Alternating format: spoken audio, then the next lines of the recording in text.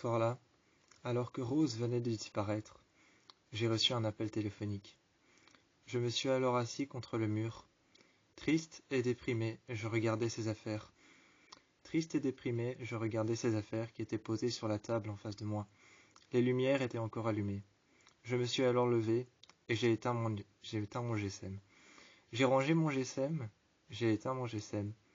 J'ai fermé mon sac et je l'ai posé contre le mur. Je suis allé devant les lumières allumées autour du miroir et je les ai éteints. Je me suis assis à la chaise et je me suis regardé. Je me suis rappelé quand elle était derrière moi. Je me suis rappelé la douceur du poil du pinceau qui passait sur mon visage.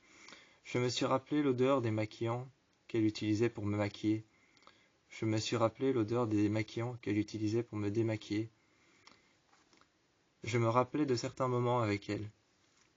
Et lorsque je me rappelais ces moments, les yeux fermés, les jambes sur la table, les jambes croisées sur la table, lorsque je me rappelais ces moments, j'ai entendu mon GSM sonner.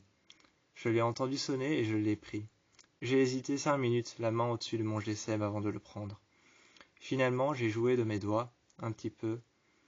J'ai joué un petit peu de mes doigts, j'ai regardé mes mains, et ensuite j'ai décroché. Quand j'ai décroché, j'ai regardé mon GSM. C'était une voix très bizarre qui me disait que Rose n'était plus là. C'était une voix très bizarre, une voix robotique, une voix qui avait été travaillée à l'ordinateur, ça s'entendait. Ça s'entendait, c'était une voix qui avait été travaillée à l'ordinateur. Elle me disait de venir chez Rose. Elle me disait que si je n'étais pas là dans un laps de temps ennemi,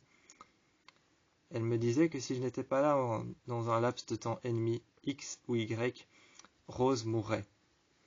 J'ai alors tout de suite raccroché et j'ai lâché mon GSM par terre. Ensuite, je me suis assis. J'ai commencé à pleurer pendant quelque temps. Ensuite, j'ai repris mon GSM et je l'ai rangé. Je l'ai mis dans ma poche. J'ai rangé les affaires de Rose. Je les ai mis là où elle les range d'habitude, dans une petite armoire sur le côté. J'ai fermé cette armoire à double tour. J'ai pris la clé avec moi. J'ai fermé le local derrière moi. J'ai fermé les studios et éteint toutes les lumières. J'ai pris mon sac, j'ai mis ma veste. Je me suis regardé dans le miroir. J'avais mis mon pull.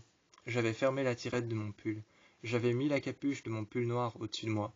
J'avais recoiffé mes cheveux avec mes mains dans le miroir. Je me suis regardé et j'ai mis la capuche au-dessus de mes cheveux. Au-dessus de ma tête, j'ai mis la capuche. J'ai mis mon pull. J'ai regardé mes épaules. Ensuite, j'ai mis ma veste. J'ai mis ma veste au-dessus de moi. J'ai fermé ma veste et j'ai mis mon sac. Je me suis regardé comme si je me fusillais du regard. Ensuite, je suis parti. J'ai pris mon sac à dos que j'avais mis sur mon dos. Et ensuite je suis parti. Sur la route, j'ai attendu. J'ai attendu à un arrêt de bus et je me suis arrêté. Je me suis arrêté à cet arrêt de bus et j'ai commencé à appeler un Uber. J'ai appelé un Uber avec l'application. Avec l'application sur mon GSM, j'ai appelé un Uber. Ensuite, j'ai vu une voiture, une grosse berline noire. J'ai vu une grosse berline noire s'approcher. Elle s'est arrêtée, la vitre s'est ouverte et un homme m'a regardé. Il m'a demandé « C'est pour vous cette voiture ?» J'ai regardé et j'ai dit que j'avais appelé un Uber il y a une demi-heure. Il m'a dit qu'il avait reçu un appel il y a une demi-heure. Il a fermé sa vitrine, a ouvert la porte et la porte s'est ouverte devant moi. Je suis rentré et je suis passé à l'intérieur de la voiture. J'ai posé mon sac, j'ai regardé l'homme dans le rétroviseur. Il a penché son rétroviseur vers l'arrière, vers la banquette arrière. Il m'a regardé dans le rétroviseur et a dit « Où est-ce qu'on va ?» Je lui ai donné l'adresse et je lui ai montré l'adresse sur mon GSM. Pendant 1 minute, il avait pris mon GSM et a regardé l'adresse. Pendant 1 minute, je n'avais plus mon GSM. Pendant 1 minute, je voyais mon GSM dans ses mains. J'étais inquiet parce que je ne pouvais pas téléphoner. J'étais inquiet parce que je ne pouvais pas accéder à mes contacts. J'étais inquiet parce que je ne pouvais pas passer de coup de téléphone. Et je ne pouvais pas avoir mon GSM en main. Alors il me l'a rendu. 1 minute m'a suffi pour être angoissé pour ne pas pouvoir passer l'appel. 1 minute m'a suffi pour être angoissé pour ne pas pouvoir accéder à mes contacts. 1 minute m'a suffi pour ne pas pouvoir envoyer de message. Ensuite, lorsqu'il avait noté l'adresse, il me l'a rendu. J'ai pris alors mon GSM et j'ai tout de suite envoyé un message. J'ai envoyé un message sur le numéro de Rose Et sur le numéro de Rose, j'ai vu en majuscule que la personne qui m'envoyait des messages m'avait répondu « Non, elle ne va pas bien ». J'ai su que c'était une autre personne que Rose qui m'envoyait des messages. Je l'ai su quand elle m'avait envoyé « Non, elle ne va pas bien », parce que Rose ne parlerait jamais d'elle à la première personne. Alors j'ai envoyé « Qui êtes-vous » L'homme m'a regardé et s'est retourné un instant. La voiture s'est arrêtée et je lui ai demandé « Pourquoi est-ce qu'on s'arrête ?» Il m'a regardé et il m'a dit « Tu as l'air inquiet, tu veux que je dise quelque chose? Tu veux que je fasse quelque chose ou que je dise quelque chose à la police ?» Je l'ai regardé, j'ai levé la tête et je lui ai simplement dit « Vous feriez ça ?» L'homme m'a dit « Oui, je suis chauffeur Uber, mais aussi je peux aider les personnes qui rentrent dans ma voiture. » Je l'ai regardé et finalement, lorsqu'on était arrêté sur le bas de la route, lorsqu'on était arrêté, je me suis alors levé et je suis sorti de la voiture. J'ai ouvert la portière et je lui ai dit « Est-ce que vous pouvez sortir ?» Lui aussi a ouvert sa portière, il est sorti et il m'a rejoint sur le côté. Je lui ai dit « Allons parler un peu plus loin ». Je lui ai montré mon GSM et tous les messages que j'avais reçus. J'avais envoyé plusieurs fois « Comment va Rose ?» Je lui avais expliqué que Rose c'était ma maquilleuse et ma meilleure amie. Il m'a regardé et il était assis par terre. Il était assis par terre au bas d'une porte, au bas de la porte d'une maison. Je lui ai expliqué que c'était ma maquilleuse, que j'étais acteur et que c'était ma meilleure amie. Je lui ai expliqué que je suis allé au studio et que quand j'ai ouvert la porte, tout était éteint et ses affaires étaient là et n'étaient pas rangées. Rose était une personne très maniaque. Elle avait l'habitude de ranger ses affaires tout le temps au même endroit. Alors je savais qu'elle avait disparu et que quelqu'un lui avait fait du mal. Il m'a regardé et ensuite je lui ai montré tous les messages qui sont passés. Je lui ai dit « Est-ce que je peux me mettre à côté de vous ?» Il s'est décalé un peu et m'a montré la grande pierre noire sur laquelle il était assis. Il m'a fait une place et il m'a dit « Mets-toi à côté de moi ». Je me suis assis à côté de lui et j'ai mis ma capuche au-dessus. J'ai mis ma capuche au-dessus de la capuche de mon sweat, la capuche de ma veste. Et je l'ai regardé. En mettant la capuche de ma veste au-dessus de la capuche de mon sweat, je lui ai montré les messages et je lui ai dit « Ça c'est moi qui ai envoyé ». Je lui ai envoyé « Est-ce que ça va Rose ?» Et on m'a envoyé « Non, elle ne va pas bien ». Je lui ai expliqué que Rose ne parlerait jamais d'elle à la première personne. Elle parle tout le temps de elle, simplement en disant qu'elle va bien, ou alors qu'elle ne va pas bien. Elle parle comme une personne normale, mais jamais elle ne parlerait en disant qu'elle s'appelle Rose. Jamais elle ne parlerait à la première personne. Alors je sais que c'est une autre personne qui est avec elle, et qui envoie ses messages depuis son GSM. L'homme m'a regardé et a tout de suite pris son GSM à lui. J'ai vu qu'il a appelé le 911, qu'il a appelé les secours. Je l'ai regardé et je me suis rapproché. L'homme m'a pris un petit peu contre lui. J'ai penché ma tête contre son bras. Et je me suis appuyé contre son épaule. Je l'ai regardé de haut et je lui ai dit « Merci de faire tout ça pour moi ». L'homme m'a prêté alors sa veste.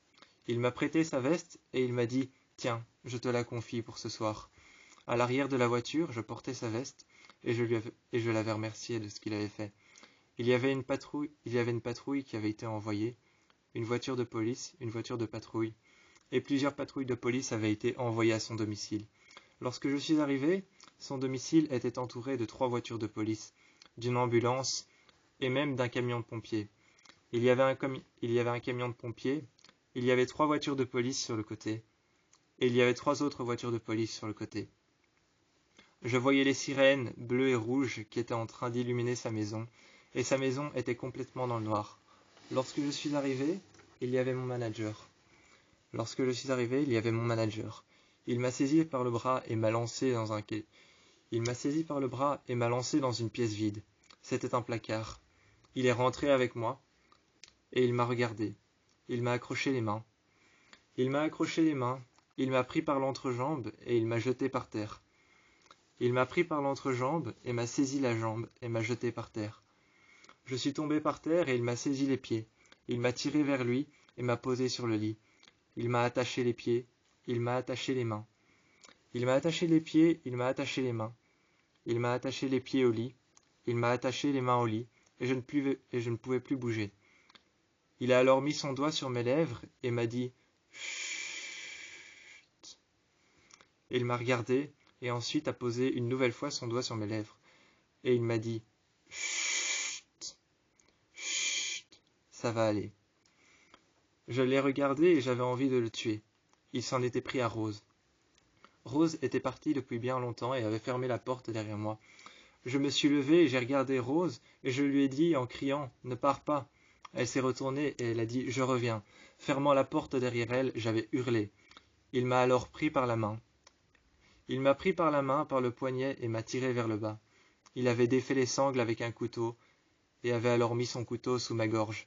Il m'a regardé, m'a plaqué contre le mur et je sentais son entrejambe humide et chaude entre ma jambe droite et entre ma jambe droite et entre son entrejambe à lui.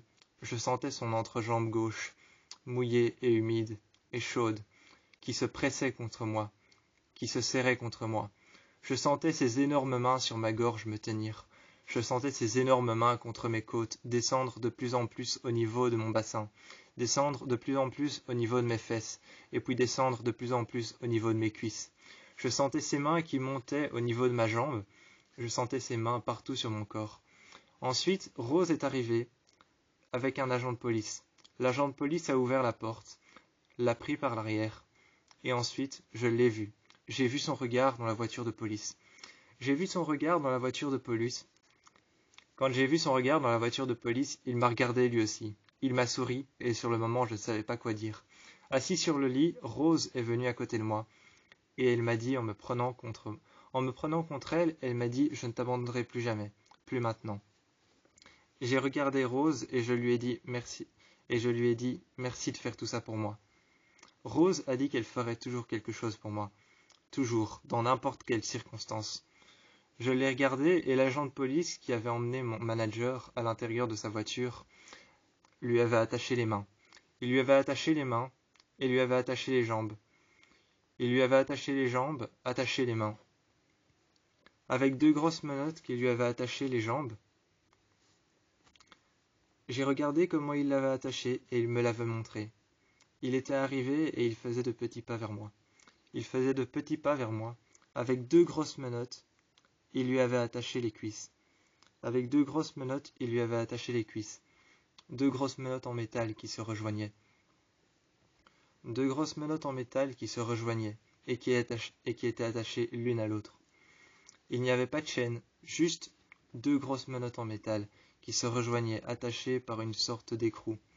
Attachées par une sorte d'écrou, ses jambes, ses entrejambes étaient attachées. Ses tibias, c'était la même chose. Ses tibias, c'était la même chose. Elles étaient attachées par deux grosses menottes en métal, avec une sorte d'écrou au milieu, pour qu'il puisse marcher. Il s'est avancé vers moi, et ses poignets étaient attachés. Ses poignets et ses pieds étaient attachés. Ils l'ont emmené, et il m'a souri à l'intérieur de la voiture de police. À l'intérieur de moi, j'ai ressenti comme un froid, comme si je savais qu'il allait sortir une nouvelle fois, et qu'il allait une nouvelle fois s'évader. Rose est arrivée près de moi, et avait mis une couverture chauffante sur mes épaules.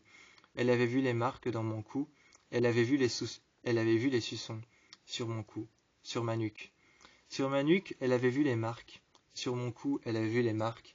Elle avait vu les suçons et les bleus sur mon torse. Juste en tirant le col de mon t-shirt, elle avait vu quelques marques et quelques bleus, quelques griffures et quelques brûlures. Elle a regardé par la fenêtre. Elle a regardé par la fenêtre de la maison. Ensuite, elle a couru à l'extérieur. Elle s'est appuyée contre la vitre et a regardé mon manager droit dans les yeux. Elle l'a traité de malade, de fou allié. Elle l'a traité de personne qui était bonne pour l'asile. Et ensuite, j'ai regardé Rose qui était revenue. Elle s'était mise juste à côté de moi. Elle était en colère, elle était hors d'elle. Elle l'avait traité de fou, de bon pour l'asile. Elle l'avait traité de malade. Elle l'avait traité de personne qui n'avait aucun remords, de personne qui n'avait pas de conscience. Elle l'avait traité de tous les noms, de personnes qui n'avaient pas de conscience, de personnes qui n'avaient pas de remords, de personnes qui n'avaient pas de regrets. Je l'ai regardée et elle avait frappé contre la vitre. Énervée, elle est revenue. Et ensuite, plus tard, elle aussi, le lendemain, elle aussi, plus tard, plus personne ne parlait de ça, plus personne, et tout le monde me regardait dans les couloirs. Au studio, tout le monde me regardait dans les couloirs, tout le monde me regardait.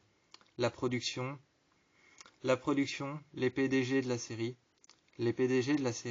la production, la coproduction. Tout le monde me regardait, même les acteurs avec qui je jouais. Tout le monde était en train de me regarder. Rose s'est mis à côté de moi et s'est mis au beau milieu de la pièce.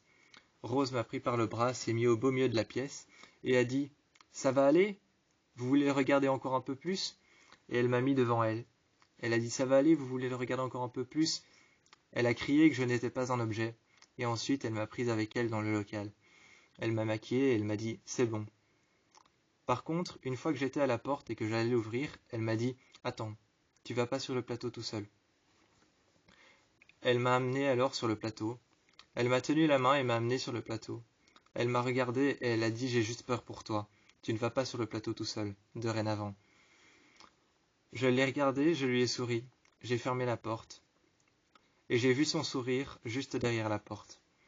J'ai vu qu'elle me souriait quand la porte était encore ouverte. Quand je l'ai fermée, j'ai vu son visage et son sourire.